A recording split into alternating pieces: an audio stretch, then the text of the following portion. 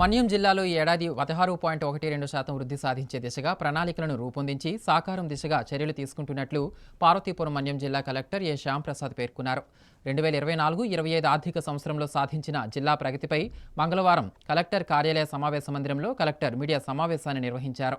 ఈ సందర్భంగా ఆయన మాట్లాడుతూ జిల్లాలో 49.27% ప్రాథమిక రంగం, 9.09% పారిశ్రామికం, 41.64% సేవా రంగాల నుంచి వృద్ధి ఉండబోతుందని అన్నారు.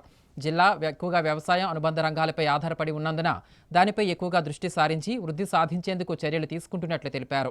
మహాత్మా గాంధీ జాతీయ గ్రామీణ ఉపాధి హామీ పథకంలో భాగంగా గత 3 ఏళ్లలో ఉపాధి కల్పన కింద 128.91 లక్షల పని దినాలు సృష్టించబడ్డాయన్నారు. ఈ ఏడాది 133.91 లక్షల పని దినాలతో అధిగమించి గత ఏడాది కంటే 5 లక్షల పని దినాలు అధికంగా చేయడం జరిగిందని తెలిపారు. జిల్లా అవసరాలకు అనుగుణంగా ఈ ఏడాది మరింత మెరుగైన ఉపాధి హామీ పనులు, మెటీరియల్ పనులను చేపట్టేందుకు ప్రత్యేక శ్రద్ధ తీసుకోవడం జరుగుతుందని కలెక్టర్ హామీ ఇచ్చారు. ఈ సమావేశంలో జిల్లా నీటి యాజమాన్య సంస్థ పథక సంచాలకులు కె రామచంద్రరావు, ఇతర అధికారులు పాల్గొన్నారు.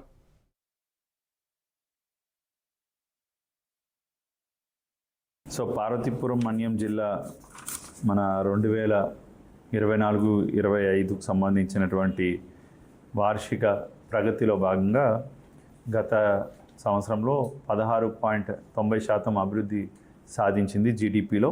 అండ్ ఈ సంవత్సరం కూడా మనం 16.12% మన అభివృద్ధిని అంచనా వేస్తూ ప్రణాళిక తయారు చేయడం జరిగింది. అదేవిధంగా పర్ క్యాపిటా ఇన్కమ్ కూడా 167,543 నుంచి 194,048, 15.82% గ్రోత్ రేట్ని మేము ప్రొజెక్ట్ చేస్తూ ఉన్నాం.